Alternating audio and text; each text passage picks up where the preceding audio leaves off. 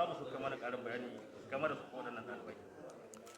To, kamar yadda kila ka samu labari cewa awa guda da suka wuce a hukumomin soja da kuma jami'anmu da suke hudda da wa'anda suka shiga tsakaninmu da 'yan ta'addan nan sun ce an samu sakin dukkan yaran da ke hannunsu a kusan yara 344.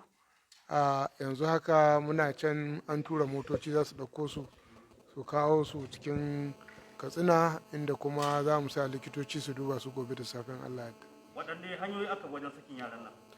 To na farko dai kamar yadda ce muna akwai kwamiti namu nan wanda ya hada da shugaban 'yan sanda da na 'yan tsaro da kuma mai bani shawara da kuma shugabannin sojoji, wanda kuma akwai bangaren shugabannin wato miyatta Allah na ƙasa baki ɗaya, wanda kuma su ne muke magana da su kuma suka magana da waɗanda suka yi aikata wannan aiki, to su hannunsu ne aka anso wa'annan yara.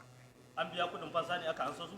Mun ba biya biya kuɗin fansa ba. To shin yan bindiga ne ko boko haram ne kamar yadda suke? Yan bindiga ne.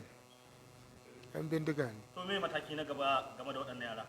To mataki na gaba shine za mu kawo su, za mu sa likitoci su duba su, kuma mun san kwana 6 da riga guda a cikin daji, za mu canza musu kaya, sannan kowa za mu ɗauki bayanin shi da bayanin mahaifin shi, mu kira mahaifan nasu iyayensu su zo, kowa mu haɗa shi da mahaifin shi.